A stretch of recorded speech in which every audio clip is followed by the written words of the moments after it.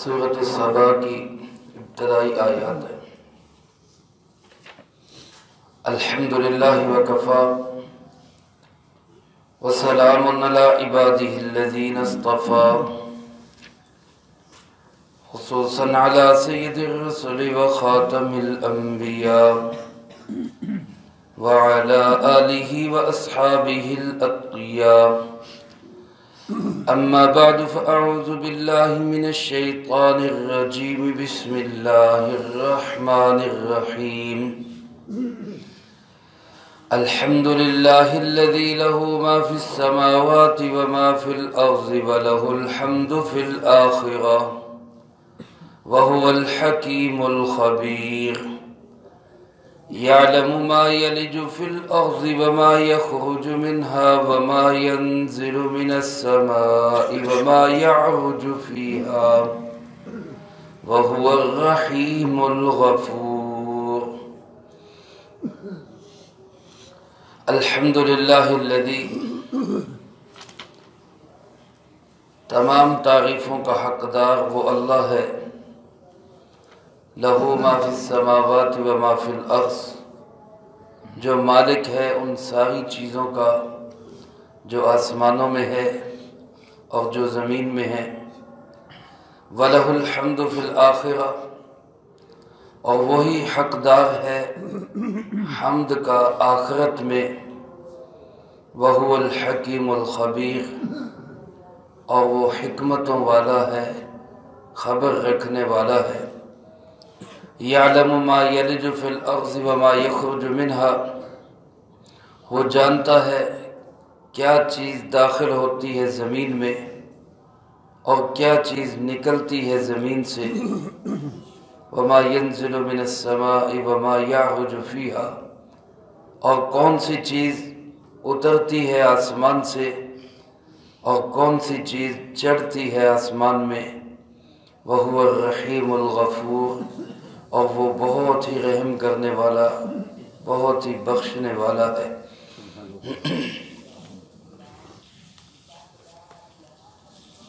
اس سورۃ مبارکہ کا نام سورۃ السبا ہے۔ سبا پہلے زمانے کے ایک شخص کا نام ہے، اسی کے نام سے اس کے قبیلے کا نام سبا ہوا، پھر اسی قبیلے کے نام سے پورے شہر اور ملک کا نام سبا ہوا۔ یمن اور شام کے علاقوں میں ایک چھوٹا سا ملک ہے، شہر ہے، جس میں یہ خاندان آباد تھا۔ اس کا تذکرہ اللہ پاک نے اس سورۃ مبارکہ میں کیا ہے۔ اس مناسبت سے اس سورت کا نام سورۃ السبا ہے۔ مکی سورت ہے، یعنی ہجرت سے پہلے یہ سورت نازل ہوئی۔ اس سے پہلے جو سورت احزاب جس کا درس الحمدللہ مکمل ہوا، وہ سورت مدنی سورت تھی، یعنی ہجرت کے بعد نازل ہوئی تھی۔ ترتیب کے لحاظ سے یہ 34ویں سورت کا درس ہم شروع کر رہے ہیں، اللہ پاک اس کو قبول فرمائے۔ اس سے پہلے 33 سورتوں کا درس ہم سماعت فرما چکے ہیں۔ نازل ہونے کے اعتبار سے اس کا نمبر 58 ہے۔ 58 نمبر پر یہ سورۃ مبارکہ نازل ہوئی، 54 آیات اور 6 رکوع پر مشتمل۔ اس سورۃ مبارکہ میں اللہ پاک نے بنیادی طور پر 3 مضامین بیان فرمائے۔ نمبر 1، اللہ کی توحید، اللہ ایک ہے، اس کا کوئی ساجی اور شریک نہیں ہے۔ نمبر 2، جناب محمد کریم صلی اللہ علیہ وسلم کی رسالت اور ختم نبوت، آپ اللہ کے رسول ہیں اور آخری رسول ہیں۔ نمبر 3، عقیدہ قیامت، عقیدہ آخرت، یہ قیامت آ کے رہے گی، اس میں کوئی شک شبہ نہیں ہے۔ پہلی سورت کے ساتھ اس کی مناسبت مفسرین کرام رحمہم اللہ نے یوں لکھی ہے کہ اس سورۃ مبارکہ کے آخر میں اللہ پاک نے ایک امانت کا ذکر کیا کہ میں نے ایک امانت آسمانوں پہ پیش کی انہوں نے اس کو اٹھانے سے انکار کر دیا، زمینوں پہ پیش کی، انہوں نے بھی انکار کر دیا، پہاڑوں سے کہا تم اٹھا لو، انہوں نے بھی معذرت کر لی۔ انسان نے آگے بڑھ کے اس بار امانت کو اٹھا دیا، اور پھر وہیں پہ فرمایا جس نے اس بار امانت کا حق ادا کیا اس کی اللہ نے توبہ قبول کی، اس کی بخشش ہوگی، وہ جنت کے اندر اللہ کا مہمان بن کے ٹھہرے گا۔ اور جس نے اس بار امانت کو ضائع کر دیا، خود اٹھائے ہوئے اس بوجھ کا حق ادا نہ کیا، تو اس کو پھر اللہ کی طرف سے سزا ملے گی۔ وہ مشرک ہوگا یا منافق ہوگا، وہ سزا کا مستحق ہوگا۔ چنانچہ اسی مناسبت سے اس صورت میں اللہ پاک نے دو قسم کے حضرات کا تذکرہ کیا۔ ایک وہ حضرات جنہوں نے اس بار امانت کا حق ادا کیا، چنانچہ پہلے رکوع کے اندر حضرت داؤد علیہ السلام اور پھر ان کے بعد ان کے بیٹے حضرت سلیمان علیہ السلام کا تذکرہ، جو دونوں اللہ کے نبی بھی ہیں اور دونوں بادشاہ بھی ہیں، بادشاہت بھی کی، حکمرانی بھی کی، اور اس کے ساتھ ساتھ امانت کا حق بھی ادا کیا۔ اللہ پاک نے ان کا تذکرہ کر کے گویا ہمیں بتایا کہ بار امانت کو، اس کے حق کو ادا کرنے والے ایسے لوگ ہوتے ہیں۔ اور اس کے بعد قوم سبا کا تذکرہ کیا جس نے اس بار امانت کو ضائع کر دیا، اس بوجھ کو اٹھا نہ سکے، اس حق کا حق ادا نہ کر سکے۔ ان کی تباہی کا تذکرہ بھی اللہ پاک نے کیا کہ پھر اس قوم کو، جس کو دنیا میں اللہ نے ہر طرح کی نعمت سے مالا مال کیا تھا، لیکن یہ عیش و مستی میں لگ کے اس امانت کو بھول گئے، پھر ان کا انجام کیا ہوا۔ یہ دونوں چیزیں اللہ پاک نے اس صورت مبارکہ میں ذکر کی۔ اسی مناسبت سے یہ صورت اس کے ساتھ ہے۔ اس صورت مبارکہ کا آغاز الحمد کے لفظ سے ہوا ہے، اور الحمد کے لفظ سے قرآن کریم میں جن صورتوں کا آغاز ہوا ہے ان کی تعداد 5 ہے۔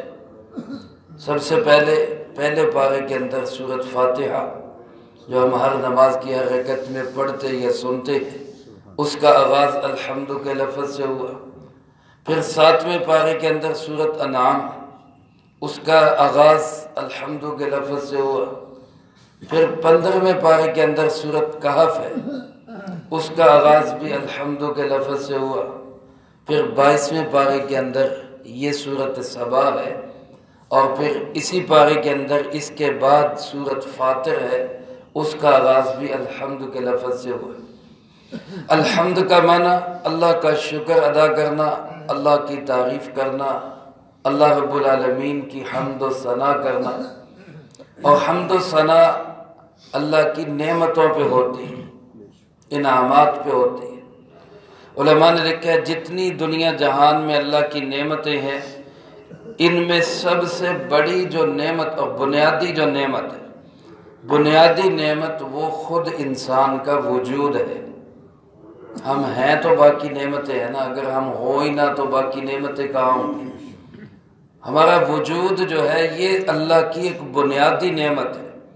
ہم ہیں تو پھر اس کے بعد اعضاء کی نعمت ہے، ہم ہیں تو اس کے بعد غذا کی نعمت ہے، ہم ہیں تو اس کے بعد ہوا کی نعمت ہے، ہم ہیں تو پانی کی نعمت ہے۔ تو ایک وجود اور ایک پھر وجود کا باقی رہنا، ایک انسان کا موجود ہونا، یہ اللہ کی بنیادی نعمت، اور پھر انسان کا دنیا کے اندر باقی رہنا، یہ اللہ کی بنیادی نعمت ہے۔ اور ان دونوں نعمتوں کا تذکرہ اللہ پاک نے ان ساری صورتوں کے اندر کیا ہے کہ میں نے تمہیں وجود بھی دیا، میں نے تمہارے وجود کی بقا کے لیے تمہیں نعمتیں بھی دی، لہذا اللہ کا شکر ادا کرو۔ اور اس کے لیے بہترین طریقہ کیا ہے؟ کیا کہو؟ الحمدللہ، اللہ تیرا شکر ہے۔ اور میرے محترم دوستو، ہمارے پیارے آقا جناب محمد کریم صلی اللہ علیہ وسلم کا نام نامی، اس میں گرامی وہ بھی اسی حمد کے لفظ سے لیا گیا ہے، محمد صلی اللہ علیہ وسلم۔ اور اس امت کا نام پہلی کتابوں میں جو اللہ پاک نے ذکر کیا وہ کیا ہے؟ وہ حمادون، اس امت کا نام حمادون ہے، بہت زیادہ اللہ کی تعریف کرنے والے، اللہ کا بہت زیادہ شکر ادا کرنے والے۔ اور حمد اس وقت ہوتی ہے، تعریف اس وقت ہوتی ہے جب کوئی کام مکمل ہو جائے۔ جب ہم کھانا کھا لیتے ہیں تو پھر کہتے ہیں الحمدللہ الذی اطعمنا وسقانا وجعلنا مسلمین۔ کھانا ہو گیا، ان سبحان اللہ نکلی کھانے سے لفظ، کھانا ہو گیا تو اس کے بعد کیا ہے؟ الحمدللہ۔ کپڑا پہن لیا تو الحمدللہ الذی کسانی ما اواری۔ یہ کپڑا پہننے کے بعد واش روم سے فارغ ہو گئے تو اس کے بعد غفرانک الحمدللہ الذی عافانی، اس کے بعد دعا ہے۔ اور اسی طرح سو کے اٹھ گئے تو الحمدللہ الذی احیانا بعدما اماتنا والیہ النشور۔ تو آخر میں پیارے آقا جناب محمد کریم صلی اللہ علیہ وسلم حمد کے لفظ والے، حمد جیسی امت رکھنے والے، یہ آخر میں آئے۔ اسی لفظ سے پتہ چلتا ہے کہ آپ آخری ہیں، آپ کے بعد کوئی اور نبی نہیں، اس لیے تعریفوں والے، آپ سب سے بڑی تعریفوں والے۔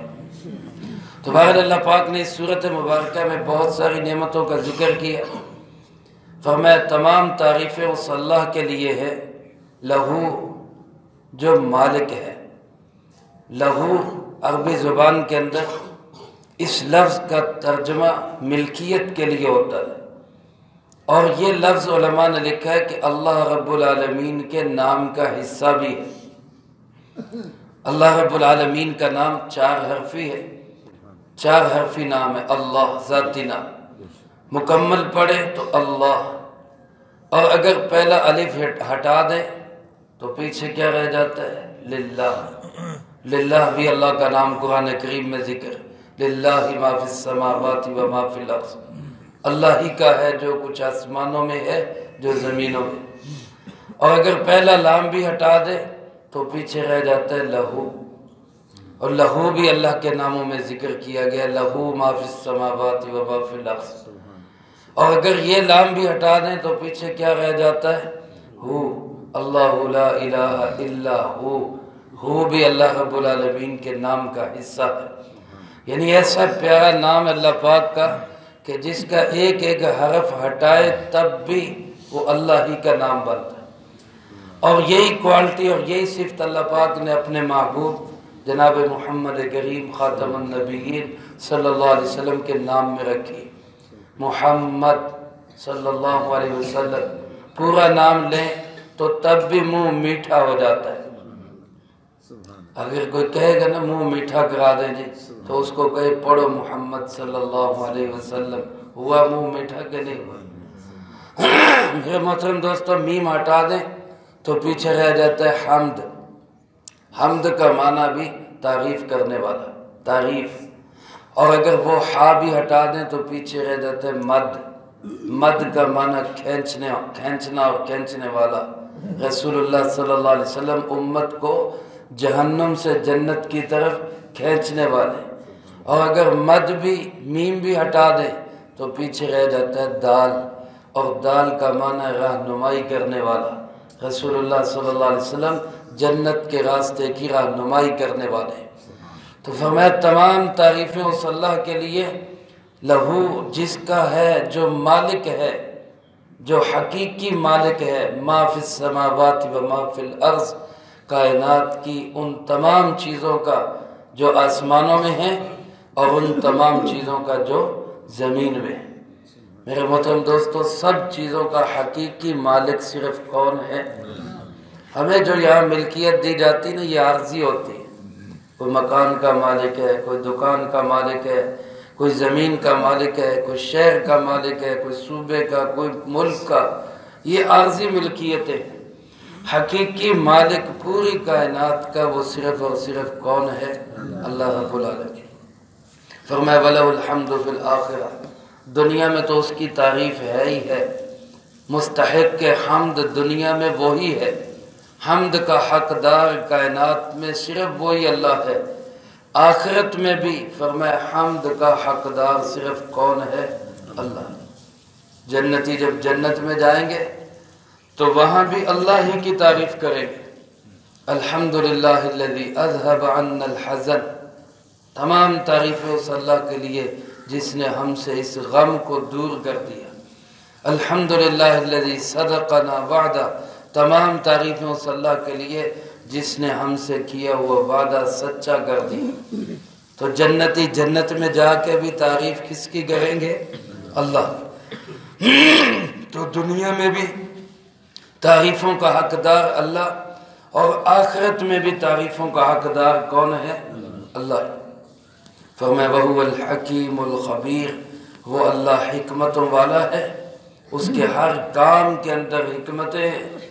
دنیا کے اندر ہمیں نظر آئے کہ صحیح ہے، غلط ہے، فائدے کا ہے، نقصان کا ہے، عزت کا ہے، ذلت کا ہے، لیکن اگر اللہ سے ہمارا تعلق مضبوط ہوگا تو اللہ کے ہر کام کے اندر حکمتیں ہوگی۔ اور فرمایا الخبیر، وہ بڑا ہی خبر رکھنے والا ہے، کوئی چیز اس کی خبر سے باہر نہیں، ہر چیز کو جاننے والا۔ اور اس کی خبر کا انداز آپ دیکھیں، اتنا خبیر ہے، اتنا خبیر ہے کہ فرمایا یعلم ما یلج فی الارض، جو چیز زمین میں داخل ہوتی ہے وہ اس کو بھی جانتا ہے، وما یخرج منہا، اور جو زمین سے نکلتی ہے وہ اس کو بھی جانتا ہے۔ زمین میں داخل ہونے والی چیزیں کون سی؟